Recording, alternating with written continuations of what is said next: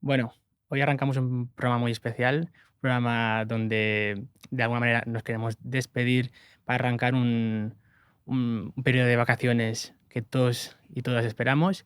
Y vamos a hacer un programa muy, muy especial junto a Albert. Buenas, Albert. Bueno, qué raro que es esto que te entrevistan a ti, ¿no? Bueno, ¿quién entrevista a quién aquí ahora?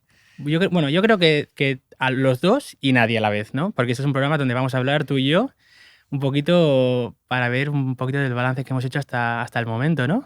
Sí, sí, sí. Y creo que nos hemos ganado unas vacaciones, igual que muchos de nuestros invitados. Totalmente. ¿Algún plan para este verano? Creo que me voy a ir a Menorca. Mira, no sé qué vas a hacer tú. Menorca nunca falla, es un plan. Nah, buena comida, Playa, playa. sol, se está muy bien, la verdad, ¿eh? Encima hay Perfecto. tranquilidad ahí. ¿Qué es lo Yo voy a hacer un plan totalmente contrario al tuyo. Yo me voy a Praga Ostras. a descubrir la ciudad de Praga, toda su historia, toda su cultura, bueno, su comida también un poquito, ¿no? Y nada, pues. Y bueno, pues un poquito el frío. Yo soy más de frío, la verdad, ¿eh? Y yo ya vengo del frío, así que yo me voy al sol, a tostarme un poquito. Claro, tú vienes de Andorra, es verdad. Sí, Sí, sí. sí, sí. Bueno, ¿qué tenemos hasta el momento, Albert? Yo creo, me gustaría remarcar aquí lo que hemos hecho hasta ahora, que es entrevistar primero a personas muy técnicas del sector de las ciencias políticas, como el señor Bartomeus, Ujú. como el señor Pacheco. Y también creo que hemos sabido orientarnos al público joven, pues gracias al debate joven, ¿no? Totalmente. Yo creo que eso fue una explosión muy chula donde pudimos debatir con muchos partidos, con muchas visiones y que de alguna manera vemos como los jóvenes están muy activamente en política, a lo contrario que muchas veces se dice, ¿no? De que los jóvenes pues no les interesa o pasan. Vemos como hay un sector de la población joven que al revés, que de alguna manera se implica totalmente con un proyecto político, que están a tope con unos ideales y esto está muy chulo ver. Entonces, la verdad que fue un programa muy, muy chulo. Tuvimos los dos presentando el debate y tuvimos al Partido Popular, a Vox, a Esquerra y a Junts y als Comuns. Es como y me gustaría remarcar también en ese debate que todos participaron más o menos de forma igual y sobre todo representando bien la casa a la cual pertenecían, ¿no? Quiere decir, a su partido y sobre todo, algo más importante, al público juvenil. Gracias a este debate pudimos abrirnos terreno a nivel mediático, ¿no? Totalmente. Dimos un gran salto mediático y creo que estamos viendo cuál es la fórmula para llegar, ¿no? Hemos empezado pensando que esto sería cosas de técnicos y al final pues vemos que es con gente normal a la que llegas más, ¿no? Totalmente, o sea, es gente de calle, gente que, pues eso, pues que estudia, que trabaja, que tiene su vida, que, bueno, lo que decíamos en otros episodios, hablamos con gente que hace de la política su pasión, pero que, bueno, es gente normal como todos, que come, que respira, que hace deporte, que les interesa, tiene muchos hobbies, que, bueno, pues tiene varios. ¿Sabes lo que me gustó más, Martí, de los jóvenes en Dime, comparativa a los ese momento, que se eh, mojan más? ¿sí? Yo creo que todos los técnicos que hemos traído aquí, nadie se atreve a mojarse. Yo creo que la vida es demasiado corta como para no mojarse un poco, ¿no? Y yo creo que aquí estamos para mojarnos un poco.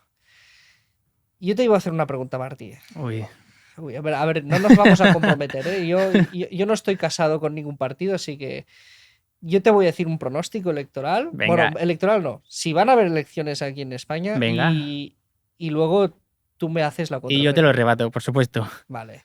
Yo te digo una cosa. Yo creo que viendo cómo está el escenario político, los casos de corrupción, viendo todo cómo está, es imposible que no hayan unas elecciones de aquí al febrero.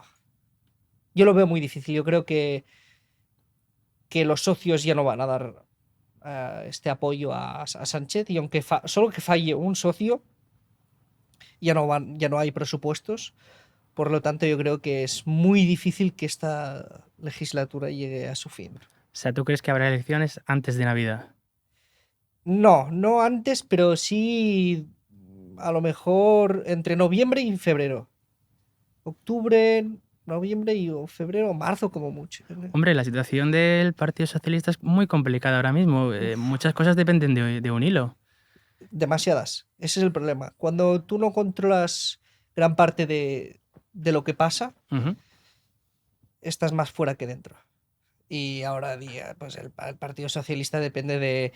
A ver, de Esquerra Republicana, pues sí, los tiene regalados los votos. De Sumar, pues también. Más que nada de Sumar.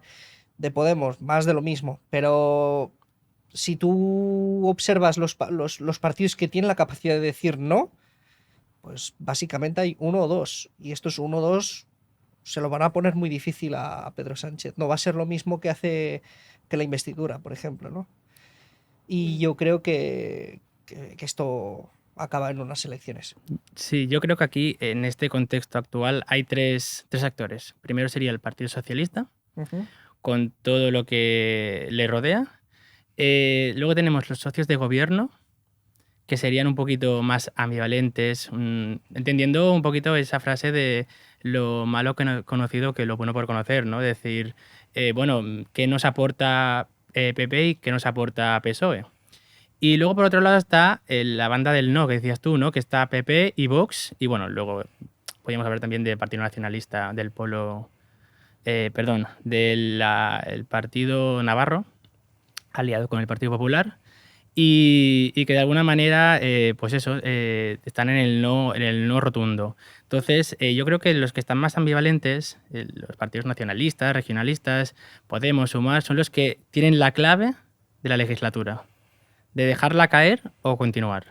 Pero también tienen un papel muy importante a nivel interno de partido para hacer creer que son verdaderos partidos anticorrupción. Entonces yo creo que los peores situados son los que están en el medio ahora mismo. Pero ¿no crees que esto se debe a la ideología también? Por ejemplo, apoyar. Te pongo el ejemplo, el PNV, ¿de qué le vale apoyar o no a Sánchez, a uno o a otro? Lo único que tiene a perder el PNV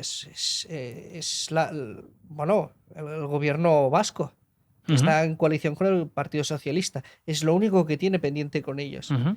Digamos que es el partido más atado, pero partidos como Coalición Canaria no tienen ningún compromiso con el PSOE.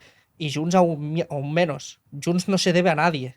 Junts va a venderse al mejor postor, yo creo, ¿no? Como, no, me sabe mal decirlo así, pero es verdad.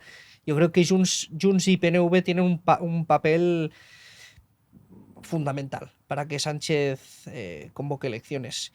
Y creo que si las cosas no cambian o no hay nada que convenza que les gusta a estos dos partidos, pues van a haber elecciones. La pregunta no es esta, la pregunta es, después del resultado de las hipotéticas elecciones, ¿qué va a pasar? Ujú. ¿Qué va a pasar? Porque yo no veo claro que el Partido Popular pueda gobernar, tampoco. Ni el Partido Socialista, tampoco. ¿No? Es esa la nomenclatura que tenemos hoy en día. Pues esa es la magia de la ciencia política, ¿no? Por eso estamos haciendo esto, porque cuando pido yo a los invitados que se mojen es para saber algo o para decir algo a nuestros oyentes, para decir, vamos a tener un gobierno o no vamos a tener un gobierno. Y aquí creamos escenarios ficticios, ¿no? Bueno, que se pueden dar. Cocinamos. Cocinamos, exacto. Exacto, exacto. No sé qué piensas, Martí, de Junts en este preciso momento, pero yo creo que van a ser fundamentales. Es más, es el único partido de socios del gobierno que mejora resultado. Esquerra Republicana pierde votos y pierde escaños. Sumar pierde votos y pierde escaños. Partido Socialista ganaría las elecciones, pero porque el partido, creo que es Vox, es quien sube en tendencia electoral, mientras que el PP se mantiene, ¿no? O sea, que los votos que en teoría iban al PSOE como hace un par de años o al PP, ahora van a Vox. Esa es la lectura que tenemos que hacer. Sí, yo creo que ahora muchos ejes, por ejemplo, el eje nacionalista desaparece y se impone principalmente el eje ideológico, izquierda-derecha. Vox sí que es verdad que está arrastrando muy bien al PP a sus posiciones. Podemos hablar de economía, de inmigración, de temas de la familia, por ejemplo. Y, por ejemplo, el Partido Socialista se está sumando a sus partidos satélites. Ya puede ser Podemos, Sumar. Y en relación a Junts y Esquerra, sí que es verdad que ahí hay una competición y se ve muy claramente de cómo ambos partidos están disputándose la hegemonía, ya no tanto independentista, sino regionalista. Es decir, qué partido catalán va a ser el que va a marcar la agenda en el Congreso. Aquí, por ejemplo, en Cataluña no es tan visible, porque de alguna manera el blanco a batir es Salatorilla, pero sí que a nivel estatal vemos como tanto Junts como Esquerra pelean, y es que es inevitable, vamos, es que se ve simplemente al encender la tele o al leer las noticias de cómo ambos partidos intentan marcar lo que es la agenda política catalana. Es decir, el PSC, el Congreso, no pinta nada. No, No no, pinta nada. Els Comuns, el Congreso, tampoco pintan tampoco. nada. Bueno, Que, tienes Compromís, que de Valencia, que ahora su líder se ha ido del grupo parlamentario, ¿no? sí, sí, sí, sí, es verdad.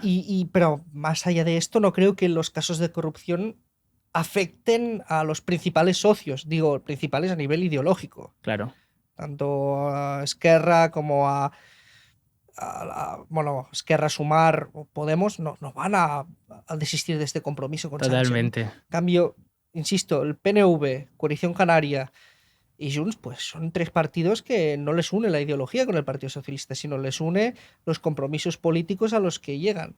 Y si fallas en estos compromisos, pues se acaba la legislatura, es esto, ¿no? Bueno, aquí podríamos hablar un poquito también de cómo se configura el sistema tanto electoral como parlamentario de España y al igual un bipartidismo imperfecto sería lo mejor para más estabilidad o al igual otro tipo de ley electoral. Entonces, claro, al final cuando tienes una ley electoral donde prima la representatividad antes que la estabilidad, pues te arriesgas a que pasen ese tipo de cuestiones y sobre todo en momentos clave con casos de corrupción que salpican a los principales partidos, ya no solamente hablamos del Partido Socialista, ¿no? Y claro, pues aquí ya entra un poquito la reflexión o el sistema o el modelo que hace falta actualmente en España, porque eso es cambiar una ley orgánica que tenemos que recordar que necesitamos 3/5 partes para hacerlo. Entonces, aquí tendríamos que tener en cuenta que PP y PSOE se tuvieran que poner de acuerdo en Sí, sí. modificar este tipo de sistemas. Como no se va a hacer, porque no lo quieren hacer, porque les perjudica electoralmente y a nivel de representatividad, pues vamos a ver qué mecanismos tenemos para encajar ese parlamentarismo que, por ejemplo, en Estados Unidos no se da, que tienes dos partidos principales. Ujú. A lo sumo tienes los típicos independientes que se dice, ¿no? Bueno, que al final es el que da el voto a uno u otro, pero al final son dos modelos que se contraponen entre sí y que de alguna manera pues, bueno, priman una cuestión u otra. Yo creo que más allá del sistema también hay que recordar que hay ciertos gobiernos autonómicos y que la mayoría de comunidades autónomas están gobernadas por el Partido Popular o partido, vamos, que el PSOE o el PSS o satélites son minoría Sí, ahora. sí, sí. Creo, si no creo mal, creo que eran 15 de 17. O 13 o 15, sí, O 13 de sí, 17, sí, sí. una cosa así. Eso ya te marca el rumbo electoral también. Ahora bien, lo que va a pasar, lo que creo que puede darse, y ahora me mojo más, Ujú. yo creo que Feijóo no puede tener un gobierno con Vox. Vale. Yo creo que si yo fuera su asesor, yo le diría, haz como Pujol en los años 80 en Cataluña. Ujú. Intenta buscar apoyos puntuales cada 2 por 3. De hecho, ya pasó esto en la década de los 90 y tuvimos una generación, yo creo que es la generación dorada de la política española, que es que teníamos una riqueza parlamentaria muy saludable, ¿no? Tú tenías un PSOE que era capaz de pactar con los nacionalistas regionalistas, pero también tenías un Partido Popular capaz de Ujú. hacerlo. Correcto. Y esto fortaleció los cimientos de la democracia española. Luego es cierto que Aznar se fue de madre, tuvo mayoría empezando los 2000 y se acabó el chollo. Se acabó el chollo al parlamentarismo. Pero siempre que hay máxima necesidad, yo creo que hay rigor a nivel de gestión y se van a llegar a consensos políticos que ahora mismo no estamos pensando, no estamos preparados para ello. Pero ¿no ves esto que me estás contando de los años 80, 90, con Pujol, con Aznar, con Felipe González, ¿no? Ujú. ¿No lo estás viendo ahora con Pedro Sánchez, que es capaz de llegar a acuerdos desde Junts hasta Bildu, por ejemplo? Sí, claro, claro. Porque el patrón se Se repite. repite por necesidad. Y las competencias, las cesiones y todo esto, al final son bastante controvertidas, pero lo fueron también en su momento, en los años 80, Claro, con el acercamiento, por ejemplo, de presos de ETA. sí, y no solo. Me refiero que son cesiones o competencias que ahora, por ejemplo, ahora hablamos de la singularidad económica de Cataluña o del traspaso de Rodalías, pero o de la ley de amnistía, pero es que en su momento también hubieron otras cuestiones relevantes en su momento que también supuraban Mira, incomodidades. sí, al fin y al cabo, el que quiere gobernar tiene que saber que no solo tiene que ganar, sino que tiene que tener amigos Ujú. para gobernar. Y nadie va a tener mayorías absolutas, al menos en las dos próximas legislaturas. Es decir, sabiendo esto, te va a tocar hacer pactos puntuales. Seas Pedro Sánchez, seas Feijóo, yo creo que vamos a tener un par de legislaturas de puro pacto. Y en el pacto surge la necesidad. Y cuando hay necesidad, no por la silla o por algo, sino para generar estabilidad económica, confianza en la población y tal, vas a tener que llegar a pactos. Y quiero remarcar algo que dijo Gonzalo Boye, que es el abogado de muchos de los encausados del Procés, que dijo que esto de la amnistía con el Partido Popular también se hubiera dado. Y aún más fácil. Y yo lo afirmo ahora mismo. Con el Partido Popular se hubiera conseguido llegar mucho antes a acuerdos. Porque es tácito en la derecha. Normalmente la derecha no piensan tanto en rasgos ideológicos, sino Ujú. que piensan en rasgos más de gobernar, de gestionar Ujú. y de ser pragmáticos.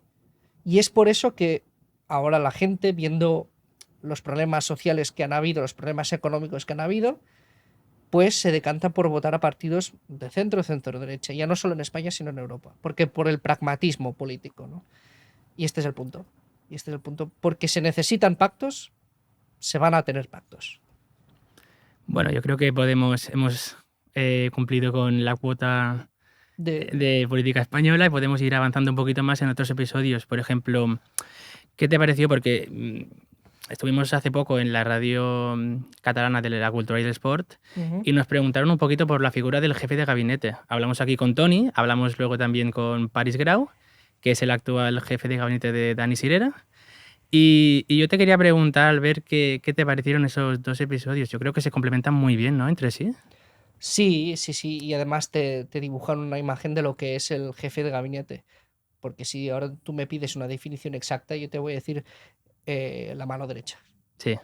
Literalmente es esto, la mano derecha que te gestiona la agenda. Bueno, uno de los que te gestiona la agenda, depende de quién seas. Pero yo creo que...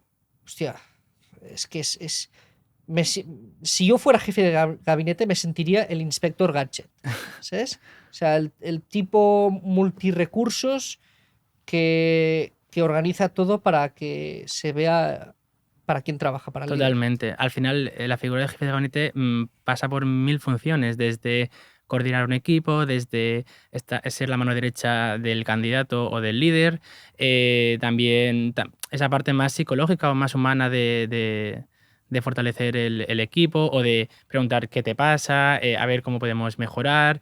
Y es un poquito que abarca muchas cosas. Y entonces, a mí, por ejemplo, cuando me hicieron la pregunta esa en la radio, dije directamente ese episodio o esos episodios porque realmente sabía lo que era un jefe de gabinete, pero no sabía lo extenso, ¿no? que eran sus funciones. Y la verdad que, bueno, yo he hablado y trabajo con jefes de gabinete y la verdad que de verdad, su faena es increíble, ¿eh? De aquí. Y también un poquito esa idea de tanto el jefe de gabinete como también del spin doctor, ¿no? Como esa figura que mucha gente considera que mueve hilos. ¿Tú consideras que los jefes de gabinete o los spin doctors así en general movemos hilos? Sí, yo Y, creo que debemos mover hilos. Pero, claro, esta figura nos empieza a sonar ahora. Bueno, tú y yo somos unos frikis de esto. totalmente. Pero quiero decir, la gente no conocía esta figura aquí en España, en Francia. Sí en el mundo anglosajón, ¿no? Porque Ujú. tienen un papel mucho más relevante. Es como un poco el fútbol. El fútbol tú tienes, en España se llama entrenador, ¿no? Sí, Pues no, en el Reino Unido, por ejemplo, se llama manager. vale. Y el manager no es solo el entrenador, sino tiene mucha más importancia dentro de la ejecutiva de un partido. Hay de un partido, de un equipo de fútbol. Pues lo mismo pasa con los spin doctors. Aquí tendrían un papel simplemente de ser el asesor o especialista de comunicación y allí tienen un rol, una figura mucho más importante, ¿no? Aquí está más acotada y allí es mucho más imperial, Totalmente. ¿no?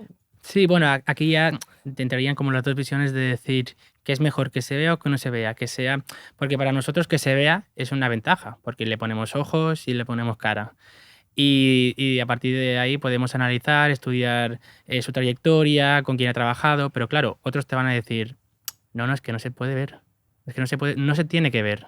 Entonces, claro, aquí entramos un poquito en esa dicotomía vale, es una persona que tiene que estar en el backstage controlando, gestionando, acompañando al líder, pero que no se tiene que ver, no tiene que salir ni en fotos, ni en vídeos, ni en nada. Entonces, claro, aquí entramos un poquito a debatir que para nosotros es bueno, ¿no? Que haya personas como Iván Redondo, como en Estados Unidos Susie Wiles, que para mí es, que a mí me Es encanta, una es una crack. crack. Y bueno, pues esa dicotomía. Y también es verdad que bueno, tienes que leer muchos manuales, hay muchos manuales sobre comunicación, sobre técnica, sobre estrategia, pero no hay manuales No. de cómo ser un buen jefe de gabinete, pero porque realmente hay tantos jefes de gabinetes como candidatos hay. Entonces tú no puedes definir un jefe de gabinete con unas características concretas porque te van a cambiar dependiendo si estás entrenando a uno u otro, ¿no? Y ahí lo llevo un poquito al tema del deporte, ¿eh? Sí, exacto, exacto. Además, si la figura se debe ver o no, yo creo que depende también del candidato al que estás asesorando. ¿Vale? Si ya tienes un candidato que es la hostia, pues te puedes ver un poquito. Pero si tu candidato, si no puedes lo que no puedes hacer es llevar a la sombra a tu jefe. Vale, No, no puedes ser más visible que tu jefe. totalmente. Y este es para mí el límite. Si realmente te tienes que ver, pues mira, te sales un par de fotos, como has dicho antes, y ya está, ¿no? Por ejemplo, hemos tenido aquí a Iván Redondo, bueno, no aquí en el podcast, pero sí en Cataluña. Sí, Y claro, es una figura muy relevante. Pero en cambio hay miles de asesores que no se sabe nada, pero hacen un trabajo magnífico. Y totalmente. esa es la clave, no opacar a tu jefe. Tú eres la sombra de tu jefe. No puedes ser tu jefe tu sombra, ¿no? No puedes mover los hilos como si tu jefe fuera tu marioneta. El candidato al que asesoras es tu jefe. Y esa es la concepción que se tiene que tener también. Totalmente. Yo creo que todas las personas que les hemos hecho esta pregunta responden más o menos al unísono, de decir, vale, es una persona que ayuda, que acompaña, bueno, pues le diseña una estrategia, una campaña, lo que sea, ¿no? Pero que de alguna manera no se tiene que ver. Yo creo que estuvimos hablando con Bartomeus, Uriel Bartomeus, y sí que la verdad que nos dijo que había dos tipos de, asesores o de spin doctors que eran bueno, los que ejercían como tal o los rollos Star System, esas personas que quieren brillar, que quieren ser noticia, que quieren ser protagonistas bueno, de un momento. Y sí que estoy muy de acuerdo con él cuando hablamos de este tema, de que realmente esos son políticos que no quieren, que no salen a la luz, digamos. Son personajes que les gustaría ser políticos, pero que no se atreven, no tienen ese coraje, esa valentía de saltar al mundo de la política. Bueno, yo de verdad que coincido mucho con esas reflexiones y esas conclusiones, porque realmente, bueno, hablábamos de Miguel Ángel, hablábamos de Iván Redondo, que, bueno, Iván Redondo sí que tenía una trayectoria bastante diferente a la de Miguel Ángel Rodríguez, pero sí que de alguna manera ha terminado siendo ese Star System que definía a Bartomeu. Entonces, yo estoy muy en sus posiciones de decir, ostras, una persona que ejerce como jefe de gabinete o como asesor y que sale más él que el candidato o el político, yo creo que es una mala combinación y una mala estrategia para seguir. No sé si te he dejado. No, no, no, no, no. O sea, es que claro, si tú a tu jefe. Es que ahora me pongo en Y que contexto, también ¿no? a los políticos no les gusta ese tipo de asesores porque... A ver, depende del candidato. Yo, Tony, me acuerdo de decirle a Tony una pregunta muy buena que le hice. ¿Tú preferirías tener una cabra loca como Sí, jefe sí, sí. o un paradito? ¿No? Y me dijo, la cabra La loca. cabra loca total, sí, sí. Porque Lo dijo, lo si, dijo. aunque te lleve de madres, aunque haga cosas que te descuadren los planes, sabes que va a tener iniciativa, sabes que no vas a tener que estar detrás de él para que haga cosas. Totalmente. Y este es el punto, ¿no? Este es el punto. Tú tienes que tener a alguien que te dé chispa. Y esa cabra loca puede ser mejor líder que una persona que dependa totalmente de su Que es, asesor, claro, claro. ¿no? Y este es el punto.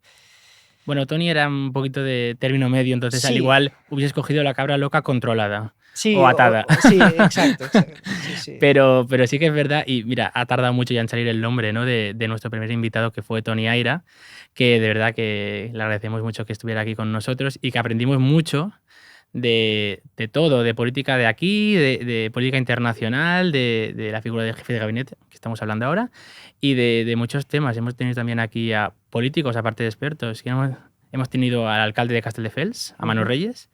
Tuvimos al diputado de Junts, Isaac Padrós. ujú.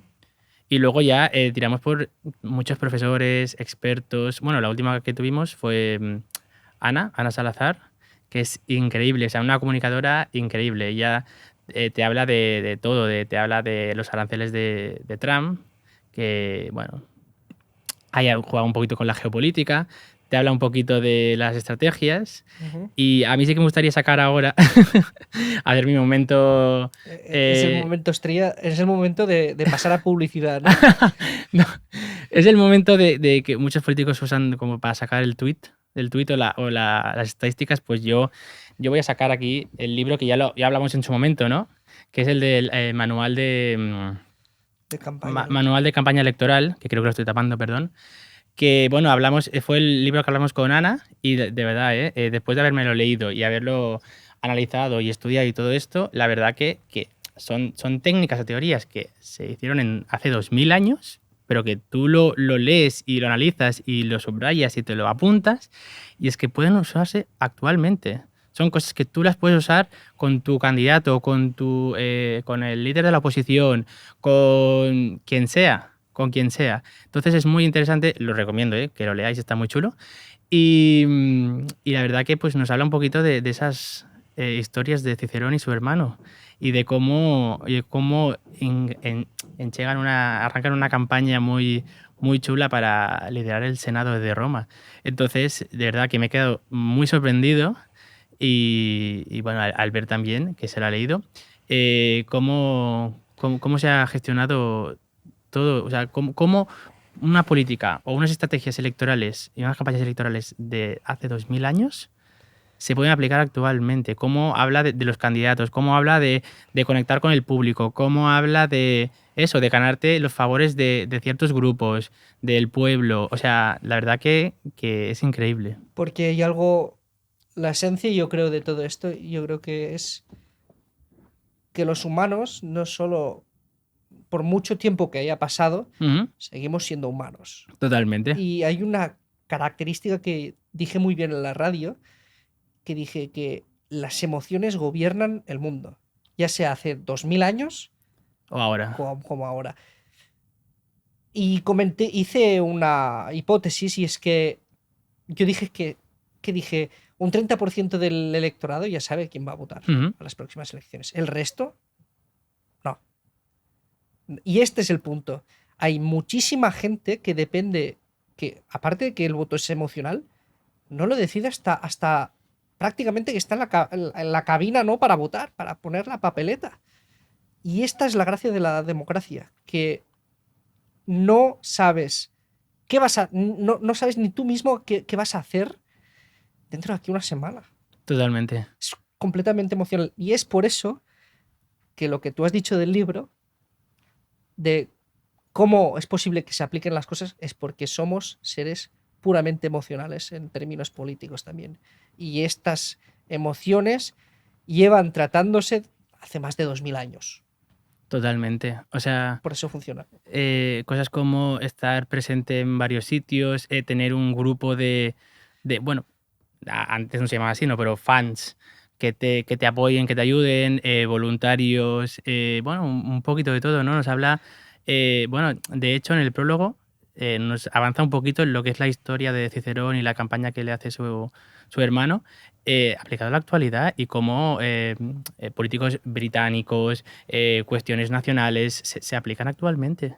Y cómo tú, teniendo esa base y luego leyendo lo que viene a continuación, que son todas las cartas que Quito le manda a su hermano, es que es increíble, la verdad. Y, y nada, no sé si quieres comentar alguna cosita más del libro. La verdad que el libro me gusta mucho, sinceramente. Mm. Y es un buen libro actualmente porque, bueno, como comentábamos antes, estamos a esto de convocar elecciones. Entonces, yo recomiendo a asesores y políticos que le echen un vistazo porque al igual les puede servir y todo. Yo más que nada, más que el libro te va a poner en manifiesto los conocimientos y Ujú. las experiencias. Vividlo. Vivid una campaña, un par de campañas electorales. Y vais a saber lo que es la humanidad en sí, ¿no? Vais a saber cómo la gente intenta autoconvencerse, explicar un mensaje, cómo se transmite un mensaje. Esto es lo más bonito de la política. No es ni ganar ni perder, sino hasta dónde puedes llegar con tu mensaje, ¿no? ¿Cómo construyes tu mensaje? ¿Cómo lo haces llegar? Si redes sociales. Esta es la chispa que a mí, bueno, al menos no sé si a tú, Ujú. Martí, pero a mí me motiva mucho saber hasta qué alcance puede tener que yo haya escrito o dirigido un spot electoral. Pues vamos a verlo. ¿Cómo? El resultado electoral. ¿Cómo? Hostias, hiciste un gran trabajo aquí, ¿no? Pues esto es la diferencia entre solo ser un user de la política o estar detrás, ¿sabes? Pues a todos los que dudéis entre estar o no estar, estad. A tope, a tope. En serio, es una experiencia que vais a acabar muy cansados, pero es lo mejor que puedes hacer. Descubrir cómo es la gente que tú crees que en principio es mala, ¿no? Porque se dice que los políticos son malos. Los Ujú. políticos son malos. No, son malos. El 90% de los políticos son igual que tú. Y seguramente tendrán más problemas que tú. Lo único que tienen una gestión emocional y técnica, pues, más desarrollada. Totalmente, totalmente. Bueno, y ahora voy a poner un poquito ya la parte menos, menos bonita que una campaña electoral requiere, bueno, el movimiento, los desplazamientos, que no quisiera yo acabar con, con un fastidio. Pero bueno, vamos a poner las cartas sobre la mesa y decir que igual de intenso es vivirlo como trabajarlo. Y que son muchas horas, y que son muchos territorios, y que son, por ejemplo, muchas carpas. Y que bueno, yo creo que es una cosa que los que nos gusta y nos apasiona, esto no nos importa porque lo hacemos por una causa, lo hacemos por una campaña, lo hacemos por un candidato y la verdad que, bueno, me sumo al ver y animaros a todos a participar de alguna campaña electoral que lo vais a disfrutar y lo vais a gozar como nunca. Y bueno, pues lo he hecho ya 2 veces, pero estamos ya a eso y menos de una campaña, de unas elecciones generales, así que yo animo a todos a participar, ya sea como voluntario, como afiliado de tu partido, como simpatizante y vivir desde dentro una experiencia inolvidable. Eh, ¿Cómo se reúnen periodistas, políticos, asesores, bueno, directores de todo tipo y cómo entre todos hacen un equipo impresionante. Por necesidad, Martí. Totalmente, totalmente. Pero bueno, ya sabes que tú vas a vivir mínimo 15 días, que son la campaña más la pre-campaña. Un equipo muy chulo de periodistas, de jefes de prensa, de jefes de gabinete, de asesores, de políticos, que no paran de dar vueltas y que están prácticamente 24/7 todos juntos.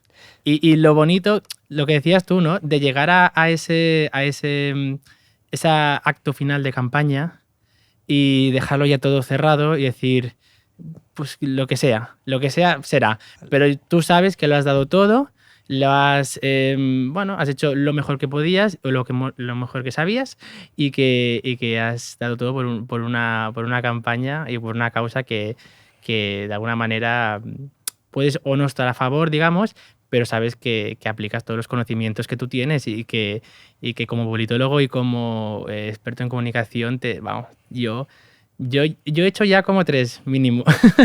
Entonces, en las tres, sí que es verdad que había menos intensidad en cada una, porque una sí que estaba implicado al 100%, pero cuando estás, ya te digo, implicado eso, al 100% y desarrollas una campaña desde cero, con su timing, con sus mesas, con sus reuniones, con su tabla de eventos cada día y cada hora y los sitios, es de verdad, ¿eh? Ahora que has hablado de... Vamos a hablar un poco de un rollo más Dime. personal. Va. ¿Qué es lo más loco que has hecho en estas 3 campañas que has trabajado? Uf, a ver, lo más loco, yo sí que recuerdo que la campaña que me afectó, bueno, afectarme no, pero la que más impacto me dio fue la que estuve con Nacho Martín Blanco, que es ahora, que era, bueno, que fue entonces el cabeza de lista del Partido Popular para las pasadas elecciones. Estuvimos 24/7 juntos y mi anécdota, o lo que siempre recuerdo es que la mejor manera para adelgazar es una campaña electoral. ¿Por qué? Os lo explico. Os lo explico. Yo cada día me hacía mi tupper de la comida y siempre sabía que iba a comer a la oficina, ahí en la sede del Partido Popular, a X hora. Antes, unos días antes, otros después. ¿Qué pasa? Que era una mañana intensa, parábamos para comer, una tarde intensa. Yo llegaba a casa a las 9 de la noche, que lo único que me daba tiempo es hacerme el tupper del día siguiente. Entonces iba a base de cafés y de Coca-Colas bueno, y de ir picando un poquito. Pero eso de sentarme a comer, solo la comida. Entonces ya te digo que siempre lo que explico o mi anécdota de esa campaña es eso, de que la mejor manera para adelgazar es una campaña electoral. Que no pase hambre, ¿eh? O sea, en plan, no quiero ahora que la gente se piense que estoy pasando hambre y ni mis compañeros ni nada, simplemente que es una cosa que, bueno, es una rutina de tantos actos, de tantos eventos, de tantos sitios, que bueno, además que era mi primera campaña electoral, no sabía cómo, no cómo funcionaba la cosa, entonces, muy bien, la verdad que me lo pasé muy bien. Y ahora te la hago yo a ti. ¿Qué campañas has hecho o qué es lo que recuerdas de Yo he ellas? estado en 3, una municipal aquí a Cataluña, en Vale, Sabadell. Fácil, quiero decir, no fue nada del otro mundo. Allí, bueno, pues ves a personas muy conocidas de aquí Cataluña y las 2 otras en Andorra. La primera en Andorra fue unas elecciones generales del 23 vale. y lo que me gustó más es haber escrito el discurso del spot electoral. Perfecto. Qué chulo. Me sentí muy orgulloso. La otra parte, pero yo recuerdo lo más difícil es que se complicó la cosa, que también hubieron elecciones locales. Ujú.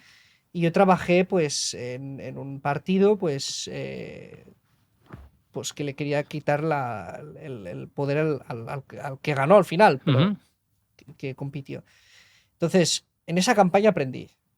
Uno, aprendí a tener contactos en músicos que me escribieron una banda de, o sea, me compusieron como un himno, Vale. ¿sí? Como el himno del... Luego aprendí a ser director de cine. Todo lo del spot, todo lo relacionado con el spot, lo dirigí yo, básicamente. Fue como... Estas, estas personas me dan este voto de confianza, ¿sabes? Y me sentí súper realizado y súper motivado. Claro, al final te relacionas con gente ¡Guau! que no sabías Un ni que músico, existía, dices, ya. ¿Qué dices? el músico, periodistas, ve a sorteos para los debates, ve a los sorteos para la propaganda electoral, ve a... ve a ¿qué más?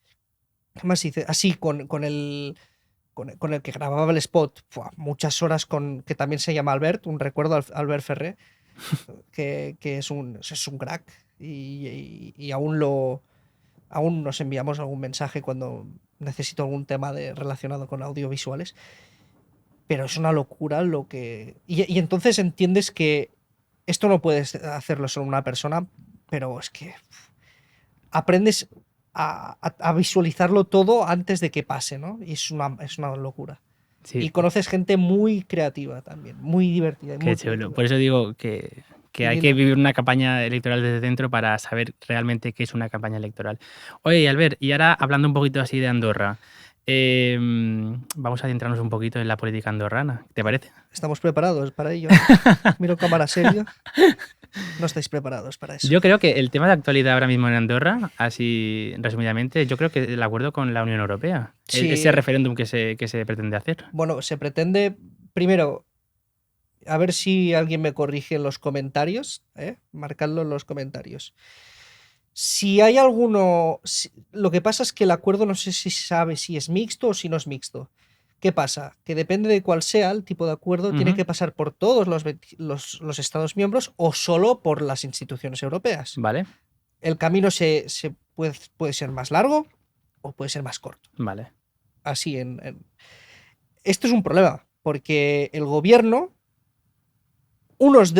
por parte de los socios de gobierno se dice que sí, que va a ser algo que se pueda votar Ujú. esta legislatura, y hay otras personas que dicen que no se sabe si se va a poder votar este referéndum esta legislatura. Recordamos que las elecciones fueron el 23 Ujú. y se prometió un referéndum. Eso hay que decirlo claro. Y luego, pues que hay partidos o personas que se oponen directamente a este acuerdo. Y Bueno, va a pues estar, será interesante ver cómo evoluciona la cosa y si se hace el referéndum y cómo sale el referéndum. lo sabremos a partir de septiembre, ¿no, Martí? Creo que nos vamos a meter en un charco, o Pero un más, charco bueno. un charco bueno. Al menos podremos ir a esquiar o no. Bueno, hombre, siempre estamos aquí al lado. En un par de horitas nos plantamos ahí, ¿eh? Sí, yo creo que para hacer un poco de publicidad de Andorra, vamos a ver qué se cuece allí, ¿no? Tenemos curiosidad. Y en este podcast, pues vamos a facilitaros esa curiosidad, ¿no? Para saber qué se cuece, quién dice qué. Vamos a ver, vamos a ver. Vamos a ver. Y ahora, Martí, me gustaría saber si tienes preparado tu minutillo Uf. de Mira, oro, te voy a decir si... una cosa. Yo a veces estoy aquí sentado contigo, a veces estoy detrás en el backstage controlando un poquito con los chicos de producción y todo eso. Y siempre cuando llega el momento me quedo muy pendiente de lo que dicen cada una de las personas que vienen aquí, ¿no? Y cuando me dijiste, cuando hagamos este episodio tú y yo, hablando aquí, te tienes que preparar un minuto de oro. Digo, ostras, digo, ¿qué digo yo ahora? Bueno, eh, complicado, ¿eh? Ahora poniéndote en el pellejo de la gente que lo hacía. Bueno, complicado, así. Bueno, solamente deciros que es The Spincast es un proyecto muy chulo, un proyecto donde hablamos de comunicación política, donde hablamos con políticos, expertos, profesores. Y yo creo que, bueno, yo creo que es la mejor manera de hablar naturalmente de una parte de la política donde realmente muchas veces no se habla o se intenta esconder. Profesionales como Albert, como yo, profesionales sobre la comunicación política del mundo, con Pauline, que de alguna manera lo que hacemos es intentar poner un poquito de luz a nuestro trabajo y a nuestra profesión. Una profesión bastante necesaria y que de alguna manera a día de hoy se está ya abriendo camino, sobre todo aquí en España y en la parte de Europa. Nada, deciros que nos sigáis, que sigáis conectando con nosotros. Nosotros seguiremos conectando con todos vosotros y bueno, de alguna manera lanzaros el mensaje de que aquí estamos abiertos a nuevos proyectos, nuevas tendencias, nuevos desarrollos y que el podcast va a seguir creciendo gracias a vosotros. Molt bé, Martí. Bueno, creo que me toca, Te ¿no? toca a ti, ¿verdad? Estoy vestido para la ocasión, sí, ¿no? The Spincast nació para dar voz a aquellos que nosotros pensamos que no querían darla, los jóvenes. Lo hemos conseguido. Hemos hecho un debate joven y creo que Martí y yo hemos trabajado muy duro para que os sintáis representados. Queremos que este preciso espacio digital sea también vuestro lugar de confianza. Y aparte de eso, queremos informar. Queremos ver y transmitir cómo y desde dónde se hace la política, ¿no? Y hacia quién se hace. Y por eso este proyecto quiere hacerse grande. Y queremos deciros que aunque Martí y yo nos vayamos de vacaciones un par o tres de semanitas, vamos a volver. Y vamos a volver para estar con vosotros, para informaros y sobre todo para que este sea vuestro espacio seguro. Muy bien, Albert. Pues Sí. nada, simplemente decirte que buenas vacaciones, Sí, igualmente. que las disfrutes. Hacemos una ronda de fotos en nuestras vacaciones y ya las vamos a exponer. Y luego las compartimos. Tranquilo, nada más de 18, ¿eh? Y nada, que disfrutes de las vacaciones y nos vemos en septiembre. Nos vemos en septiembre.